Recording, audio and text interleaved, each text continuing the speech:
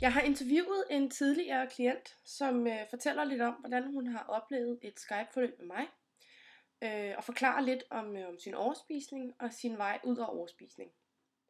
Jeg har valgt at dele interviewet, fordi at jeg forestiller mig, at det måske kan hjælpe dig til at finde ud af, om et forløb med mig er det rigtige. Men også fordi du måske vil kunne spejle dig i nogle af Lindys oplevelser og følelser omkring overspisning. Lindy bor i Australien og kommer fra Australien, og derfor så er interviewet på engelsk. Rigtig god fornøjelse.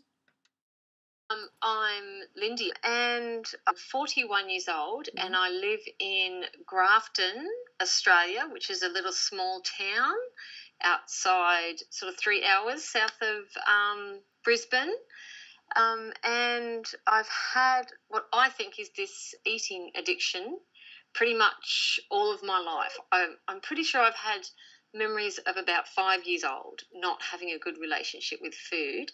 And since I've probably been about a teenager, I have tried various ways to probably control it or heal it or discover the basis of it and overcome it. But unfortunately, until I met Miriam, I couldn't find a solution to it.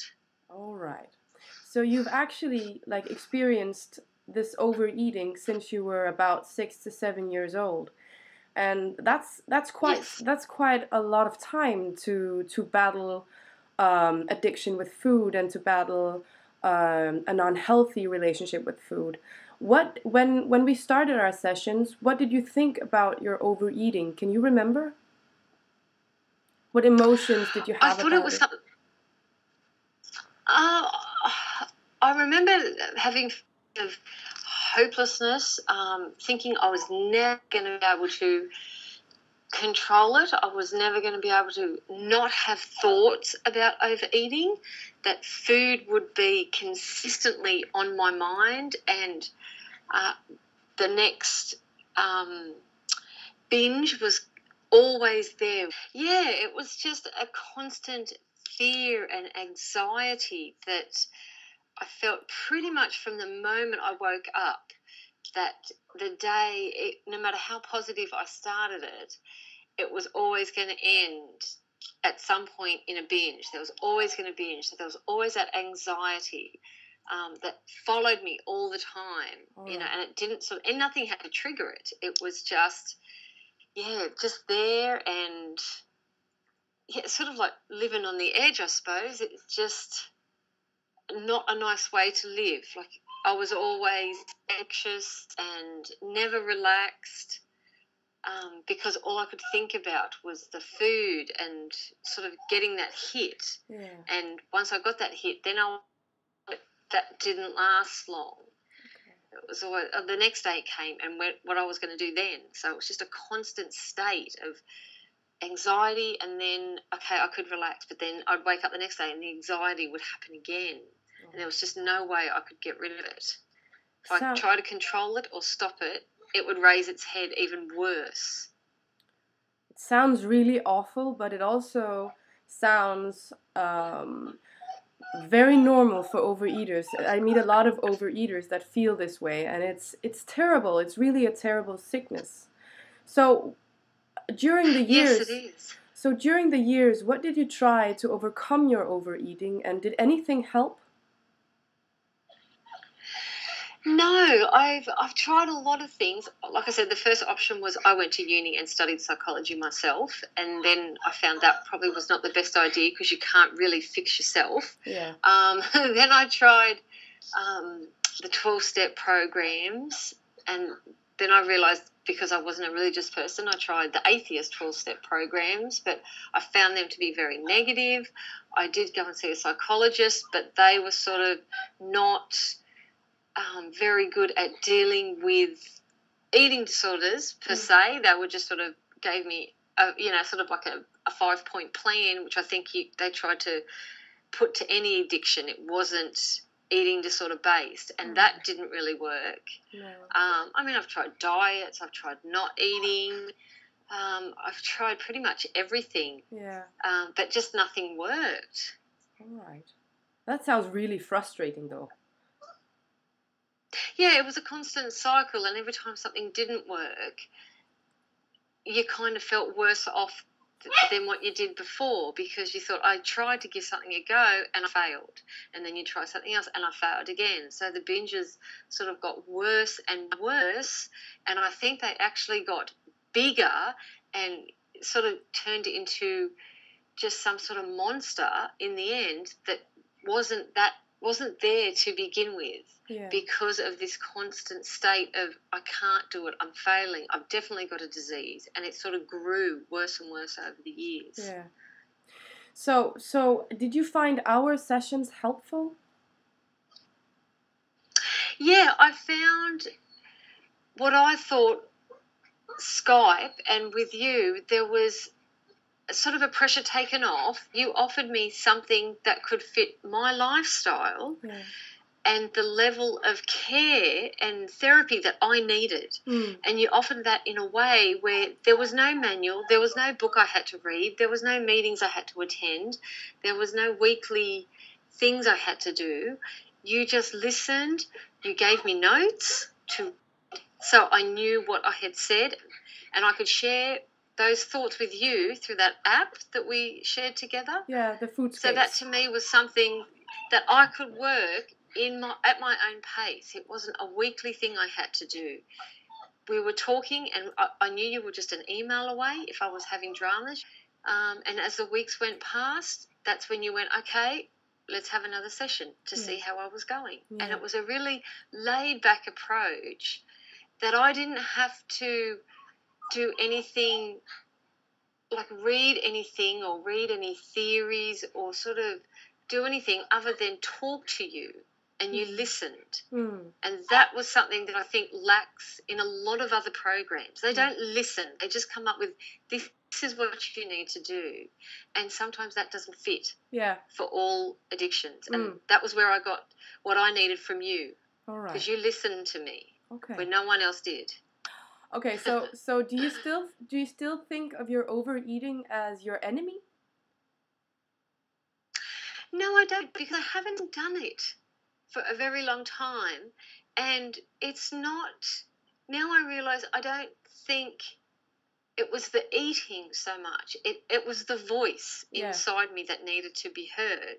And now that I listen to that voice, the eating I think was just a way to deal with emotions that I'd never felt before, or deal with a way to quieten that inner voice. But now I just listen to it. I mean, you know, my inner voice the other day tried to put rules on me. And I said, that's fine. Put rules on me, or try and tell me what I'm going to do tomorrow. But I'm not going to decide what I'm going to do until tomorrow. That when I wake up, I will decide what I'm going to do. And that's the difference. As where before, that would have been a major anxiety attack. And the food would have come out, and I would have tried to shove that little voice down. But now I listen to it, and I wonder why this person is trying to put rules on me for tomorrow that hasn't even come yet. So the eating doesn't sort of happen anymore because, well, first of all, there's no food that is out of bounds. So I'm allowed to eat whatever I want when I want. So that's one of the main things. And I listen when the voice talks to me, and I think, well, what are you really trying to say? And that's a huge difference for me. Yes, it's okay to feel, and sometimes it's okay to not feel good. And I've realised that, okay, I don't feel good. That's fine. I don't have to go and, put all these rules that I have to do tomorrow, and I'm not going to eat, or I have to eat like this. I don't listen to that anymore. It's like, okay, I don't feel good. That's fine. So it sounds to me as if your process has been very emotional, and also it sounds to me a bit as if you've returned to yourself, so to speak. You found yourself in the process. Yes, and that was, I suppose, a lot of it. I'm walking meditation, which I think is really good. So now when I walk in the morning, I like to think, and I like to think of a lot of things. What has been upsetting me, and I've been forgiving myself, or been forgiving other people, because I've tried to find what is upsetting about me, and then I'll often find that something that upsets me about another person is probably the best that they can do. That's the best that they could do at that time. Yeah. And so I've forgiven them because there are some things I haven't done very nice or very well, and I've forgiven myself because that's the best I knew how to do it at that time. So I've done a lot of forgiving of myself and others because that's what we did. We did it at the time because we didn't know any better. That sounds beautiful. And that I used to feel really cranky and really angry at everybody because they have affected me or, said stuff or made decisions that weren't in favour for me. And I thought, well, maybe they thought that was the right thing at the time. So, that sort of has changed and I suppose released a lot of anger, and I can sort of see from other people's perspectives that it's okay. Not everyone does the right thing all the time. No, that's true. We all make mistakes, and that's part of life. Yeah. Yes. Yeah. Exactly, and that's okay. Like, I'm not perfect. No, but you're good enough. Certainly. Certainly. Yes, exactly. Yeah. And that's, I think, a big thing. I do have to accept that, and, it is okay. It is okay. I have been doing all right, yes. and that was really hard to just say, you know what, I am okay. I've done mistakes. Other people have, but that's okay. Yeah. We all try. We're all good people. So if it's possible, could you maybe say a few words comparing how you feel now to when you started? Like, has there been any significant changes in general or specific ones or? I think the changes, I suppose, that there's been a lot of letting go, I think, is one of the main things. I used to get very uptight physically because I used to overthink a lot, and overthink the same things over and over again.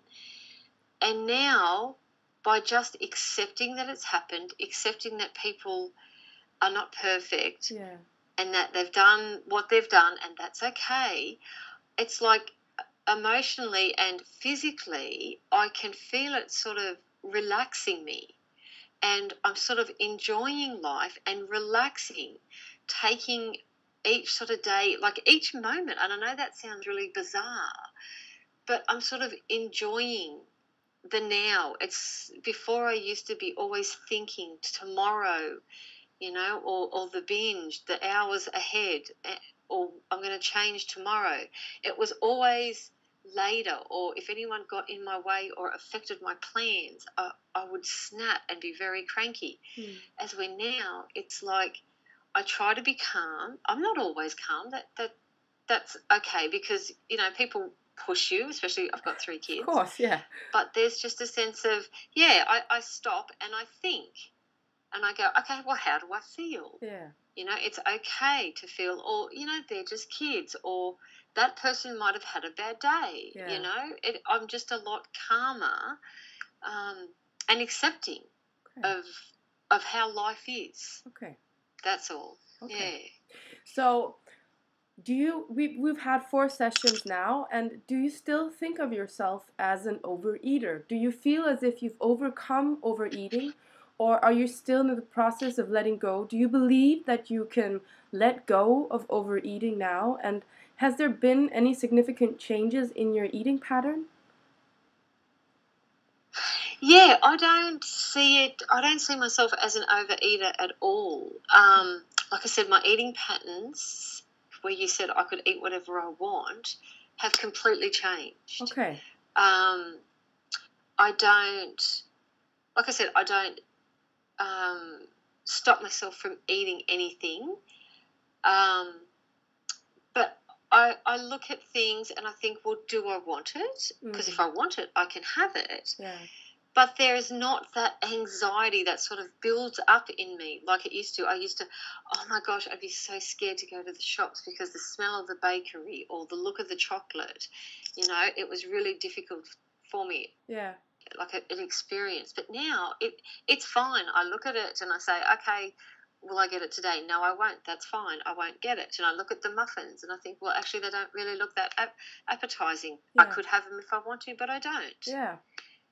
There's just a calmness now around food that I've never experienced before.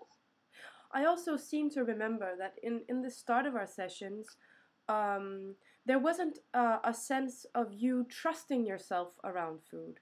And what I hear now is that you are actually trusting yourself around food. You don't need to be anxious around food. You don't need to have rules around food. You can simply ask yourself, well, do I really want this? Yes or no? And sometimes it will be, no, I don't want this, and then it's not a problem. And sometimes it will be, yes, I would really enjoy this cake. Okay, well, then we'll eat it. Is that true? Yeah, and I had one today. We had some food at school, and it was a case of I will go over and I will pick whatever I want. And I just had 2 pieces of a sandwich and some dip and crackers and some chocolate balls. Yeah. And there was no anxiety. There was no taking more than what I needed. There was just a simple of, I'm going to taste 3 things. They look delicious. And that was it. I was happy with that. And yeah, it was probably the most normal or relaxed I've ever felt in that sort of situation. All right. Where, yeah, it was just what other people had brought, and there was just, no sort of worry. It was just eat what I felt like eating. I felt full, so I stopped. That sounds really relaxing, and as if you are really free in comparison to at the start of our sessions where you weren't really free. No, I wasn't, and that's what it was nice about it. It was a very nice day. I spoke with a lot of people in a social situation, which normally I'd be very nervous with. And I just ate sort of a nice amount of food, and it was just a very nice, peaceful day. And I thought, well, wow, I've come a long way since those few weeks ago where I just would have been very nervous and then physically sweated. Yeah. You know, and maybe been a little bit jittery, but there was none of that sensation. It was just a nice, relaxed sort of garden party, and it was great. It sounds beautiful, Lindy. Yes. I'm so happy. I'm a lot more relaxed now than what I used to be. I'm so happy for you. I'm so happy for you. Yes. You really, it sounds as if you've really come a long way in just 4 sessions, and you really took all the foodscape in our sessions, and you worked hard, and here you are. That's really, really beautiful. What did you think? Yeah, well, it was a combination of what you suggested. We did the foodscape, and then I did the mind map where I wrote any thoughts down, which I think really helped because that makes it on the page. It's not just a thought, it's actually been written down. Yeah. And then I've done the meditation. Yeah. So, and I think the meditation, brings a lot of it up that you don't think. Yeah. What did you think about the foodscape? Was it a helpful tool? Yeah, because if it wasn't there, and that's what I think is sometimes wrong, especially when you go and see a psychologist and you're sitting down and you're talking to them.